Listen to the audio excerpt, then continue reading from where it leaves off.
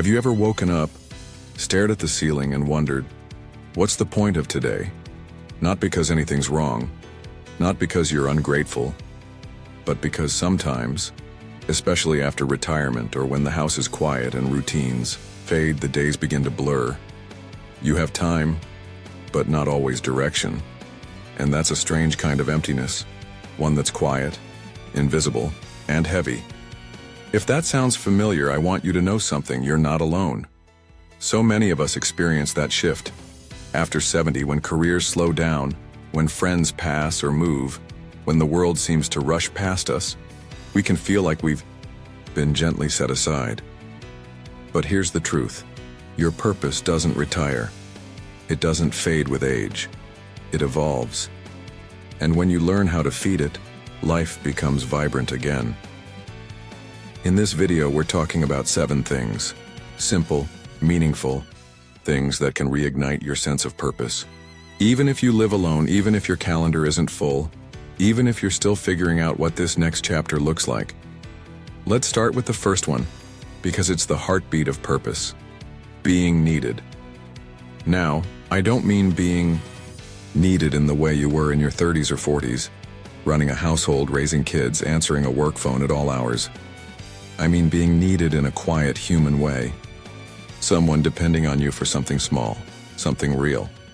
Maybe it's a neighbor who relies on you to bring in their paper when it's windy, or the little cat that shows up at your door each morning, knowing you're the one with the softest voice and a clean bowl. Or maybe it's checking in on someone in your building who doesn't get many calls. These aren't tasks, they're connections, and they remind you matter to someone else's day. One woman I met told me her purpose bloomed the moment she started writing little notes to her grandkids. Not long stories, just one sentence and a sticker. They started calling her the Wise Owl. That was it. That tiny act became her anchor. She'd sit with her tea in the morning, choose her sentence, and feel like she was showing up for someone. It changed how she walked through the day. Being needed doesn't mean being busy. It means being intentional, being present. Knowing that your kindness, your attention, your care, these are things people still crave from you, especially you. Now, let's talk about the second source of purpose, and this one is close to the heart: creating something. Anything. A story, a garden, a scarf, a song. It doesn't matter if it's good, it doesn't matter if anyone sees it. What matters is that it came from you. There's something sacred about using your hands, your mind, your spirit to shape something new. When you create, even just for 5 minutes, you're reminded that you are still contributing, still forming, still blooming. And no, you don't need to be talented. Purpose isn't about performance, it's about process. A friend of mine carves little wooden birds in his garage. He paints them bright yellow and perches them on benches around his neighborhood. That's it. He says they're reminders to himself and others that we're still meant to surprise the world with beauty. That purpose can be playful. And finally, for today, let's talk about something quieter, but just as powerful: witnessing. After a certain age, we become the keepers of stories. We've seen love, loss, war, invention, joy, mistakes, forgiveness. And one of the most profound ways to find purpose is to share what we've seen. Not to lecture, not to preach, but to witness. Maybe it's listening deeply to someone younger and gently saying, "I've been there too." Or writing down one memory each week, something true, something ordinary, something from your life that deserves to be remembered. Your life is not small. Your wisdom is not wasted. Sharing your story, whether it's with family, a journal, or even just a kind stranger, is a sacred act. It gives your past a voice and your present a heartbeat. Now that we've explored those first sources of purpose, being needed, creating something, and witnessing life, let's keep going. Because the truth is, purpose doesn't shrink with age. It just asks us to look in new places, shall we? So let's keep going. Because there's more to this chapter of life than sitting on the sidelines. You're not done growing. You're not done giving. And you're certainly not done feeling fulfilled. Another quiet source of purpose after 70 is something many people overlook: Yet it can change how you feel about each day. It's learning. Not the kind of learning that's stressful or complicated, but the kind that wakes your brain up and says, hey, we're still curious. Think about it. When we were younger, our days were filled with lessons. School, work, raising families, we were constantly absorbing new things. But after retirement, that stream of learning can slow down unless we choose to turn it back on. And when we do, it's like breathing fresh air into your mind. It could be something small, a new recipe, a different walking route, a podcast about astronomy, or learning how to say thank you in 5 different languages. It doesn't have to be useful. It just has to light something up inside of you. That spark, that moment when you say, oh, I didn't know that, it gives the day meaning. It reminds you that growth doesn't end when the paycheck does. I once met a man who started watching YouTube videos on how violins are made. He doesn't play the violin, never has. But every morning he watches 10 minutes, then writes a sentence about what he learned. He says it's not about violins anymore. It's about feeding the part of him that still loves discovery. And that is purpose. Now, another place where purpose lives is in routine. And I know that might not sound exciting at first, but hear me out. When life becomes less structured, when we're no longer waking up for work or shuttling kids to school or checking off deadlines, we can start to float a little, and floating sounds nice, until it starts to feel like drifting. That's where a gentle routine comes in, not rigid, not overwhelming, just enough structure to say, I have a rhythm, I'm still directing this day. Maybe it's as simple as waking up, stretching, making the same warm cup of tea and sitting outside to greet the morning air. Maybe it's writing a note to someone every Friday or watering your plants while humming the same tune. These rituals, they ground us. They whisper, you have something to wake up for. Purpose doesn't always roar. Sometimes it hums quietly in the background. Routine gives that hum a beat to follow. It gives your days shape, and it gives your heart something familiar to rest on. And finally, one more thing I want to talk about. In this moment, it's the kind of purpose that reaches back gently and says, forgive. After 70, we carry a lot. Memories, regrets, old hurts. Some of them we've buried. Some of them visit us in quiet moments, especially when we're alone. But here's the thing. Part of finding peace, part of finding purpose, is making space inside of you that's no longer crowded by bitterness or blame. Forgiveness isn't about letting people off the hook. It's not about saying what happened was okay. It's about freeing yourself from the grip of old pain. And when you do that, even just a little, you make room for something better. Joy, lightness, healing. I once heard someone say, forgiveness is when you set down the heavy suitcase you've been dragging for years and realize you can finally walk without pain. That image stayed with me, because letting go isn't forgetting. It's releasing. It's saying, I still deserve peace. And here's where that ties back to purpose. When you forgive, you return to yourself. You reconnect with the person you were meant to be underneath the hurt. And that is a beautiful place to live from. So we've talked about being needed, creating something, sharing your story, learning, finding rhythm in routine, and even making peace through forgiveness. And there's still more, because purpose after 70 isn't about one big thing. It's about stitching together little things that matter, until you've woven a life that still feels full. And now we come to something that's close to my heart and maybe yours too. It's connection. But not just any connection, the kind you build on your own terms. After 70, you've earned the right to choose the people who make your life lighter, not heavier. Sometimes, especially in this season of life, people assume we're surrounded by family or flooded with friends. But let's be honest, that's not always the case. Maybe your partner passed on. Maybe your kids live far away. Maybe your phone is quieter than it used to be. That can feel lonely, but it can also be a chance. Because purpose often blooms when you decide to reach out even in small ways. A phone call, a letter, a smile to the person who bags your groceries, that one neighbor you wave to but never really talk to. It doesn't have to be a grand gesture, it just has to be real. I once knew a woman who started mailing birthday cards to people in her church directory, people she didn't even know well. Handwritten notes, no return address. She called it her quiet ministry. One day, someone showed up at her door, holding a card saying, "I was having the worst year, and your words pulled me out of it." That moment, that was purpose, showing up unannounced. And don't forget, connection can also mean reconnecting with yourself, taking yourself on a little walk, listening to music you loved at 20, sitting down with an old photo album, not to grieve, but to remember, to remind yourself of everything you've lived, everything you've overcome.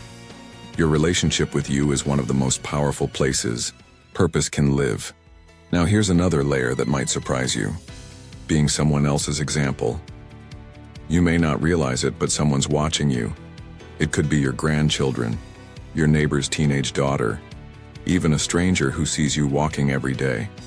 The way you carry yourself, the way you age with grace or courage or humor, it teaches others how to do the same. There's a quiet kind of leadership that comes with age. Not the kind where you stand on a stage, the kind where you simply live your life with dignity and it ripples outward. A man I once met said, "My grandson saw me plant tomatoes last spring. Now he wants to grow a whole garden. He says, 'If Grandpa can still dig, so can I.'" That's not just a cute story, that's legacy, that's influence, that's purpose passed down without ever trying to impress. Sometimes we think we've done all our teaching, all our guiding, but no. Every time you rise after a bad day, every time you laugh at yourself instead of complain, every time you choose kindness over bitterness, you are showing someone how to live. And finally, purpose can also be found in something beautifully unexpected: play. Yes, even now. There's this lie we've all been told, that as we get older, life becomes more serious. But I don't buy it. I think the older you get, the more important it becomes to laugh, to be silly, to do something just for the fun of it. Dance in your living room, watch a cartoon, try a new dessert recipe and make a mess, play cards, do a crossword, chase a dog if your knees let you.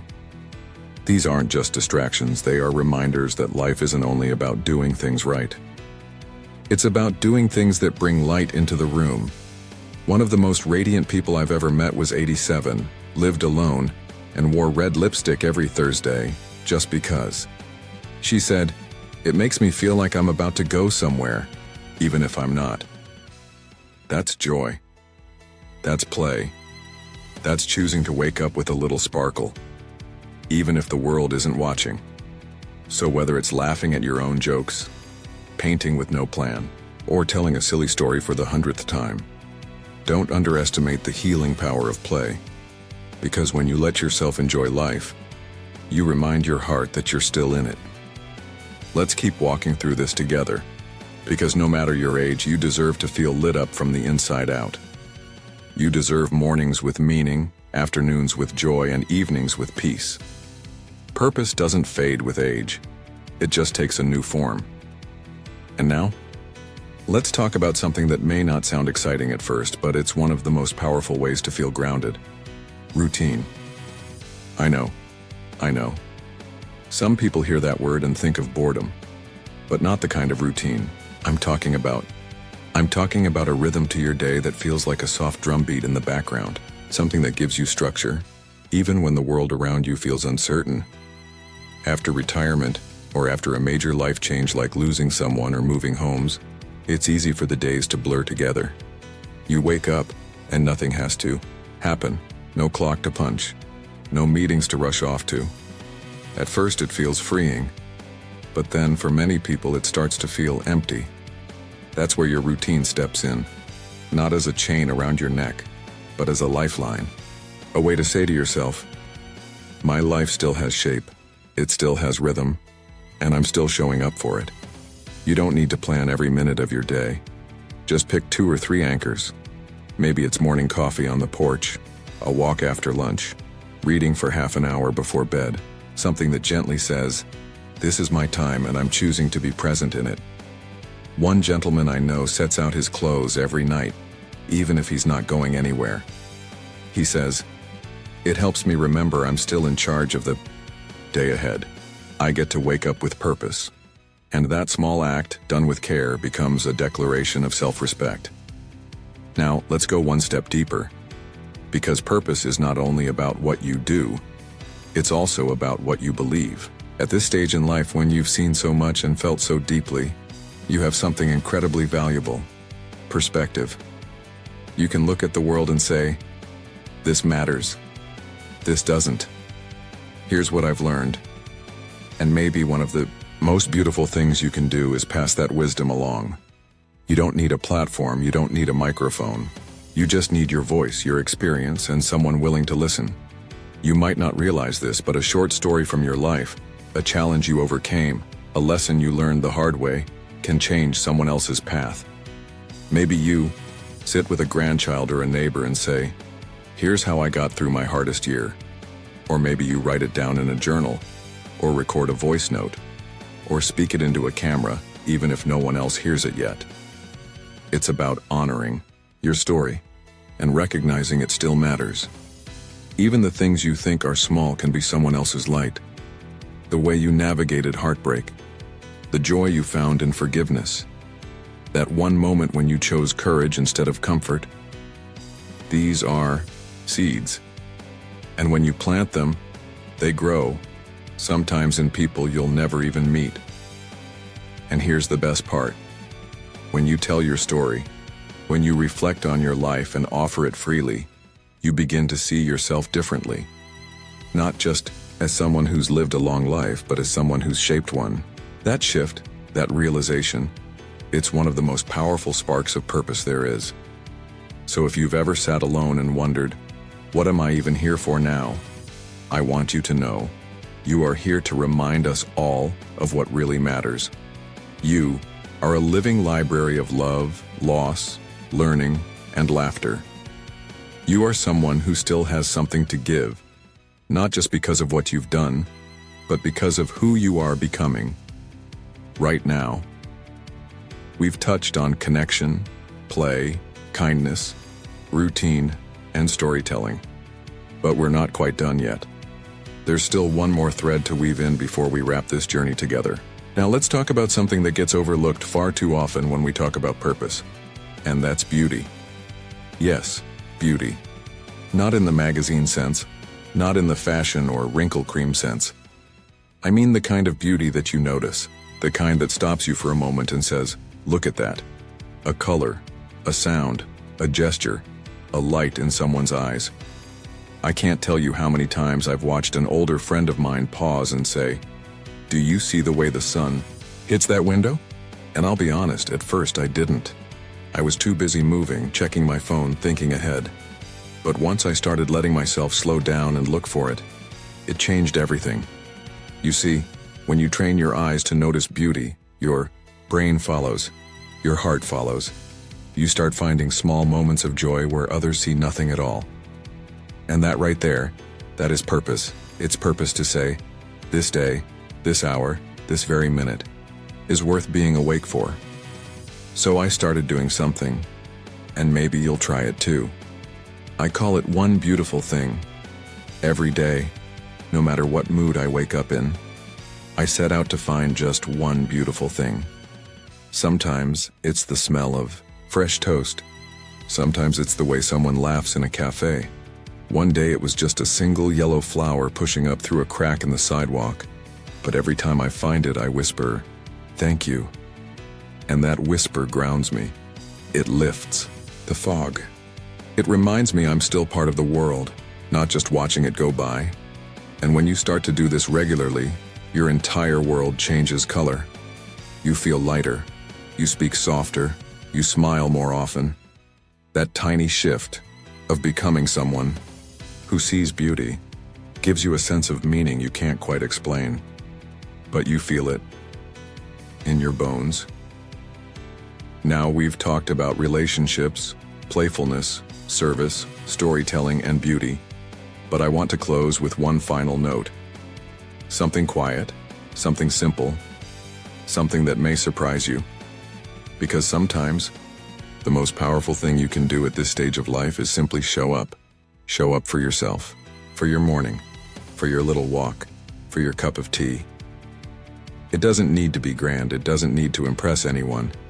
But when you wake up and say, I choose to show up for my life today, you claim your purpose, one small moment at a time. You don't need anyone's permission to feel alive again. You don't need a packed schedule or a house full of guests. You only need to choose to be present, to keep saying yes to life, even when it's quieter than it used to. And that is more than enough. There's a quiet kind of power that comes with age, not the loud, attention-grabbing kind you see in younger years. No, this is something deeper. It's the power of perspective, of wisdom earned through storms weathered and seasons past. And if there's one final thing I want to leave you with today, it's this. Your life still matters immensely, even if no one else is clapping for it right now.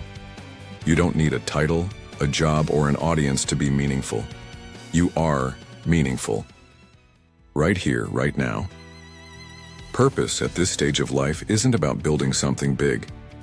It's about becoming someone real, someone kind, someone who wakes up each morning and decides again and again to live with heart. And sometimes the biggest impact you'll ever make will be invisible to the world but life-changing to someone else. A gentle word, a quiet smile, a listening ear, a steady presence. These are things that don't make headlines, but they build legacies. Let me tell you a little story. A woman I once met in her late 80s told me she'd felt forgotten by her family and friends. No one called much. She was widowed. Her kids were busy, and she said to me, I thought I was done mattering. But every week she took a walk through her neighborhood and picked up trash with a grabber stick, not because anyone asked her to, just because she wanted her street to feel nice for the next person walking by. One day, a neighbor she'd never spoken to stopped her and said, I just want you to know, you're the reason this street feels safe and beautiful. I look forward to seeing you every Thursday. And her eyes welled up. She said, I had no idea anyone noticed. But someone did. You see, we never really know where our purpose lands, but that doesn't mean it's not landing. You matter even when no one says it. You matter when you care, when you try, when you love quietly, when you show up in small ways again and again. So here's what I want you to remember as we close. Your presence is a gift. Your voice carries wisdom. Your hands hold stories. And your days, every single one of them, still have meaning. Whether you find your purpose in helping, laughing, creating, walking, noticing beauty, or simply breathing deeply, it all counts. It all adds up. Don't let the world convince you otherwise. Now, if this message touched something in you, if it reminded you of your value, or gave you a moment of peace or clarity, I invite you to share your thoughts in the comments below. You never know who your words might encourage, and if you haven't already, subscribe to this channel. We create videos just like this, gentle, wise, and real, because we believe that life after 60 deserves celebration, not silence. Until next time, be kind to yourself, be proud of how far you've come, and never stop choosing life, one purposeful moment at a time. Here's to living with heart at any age, and especially this one.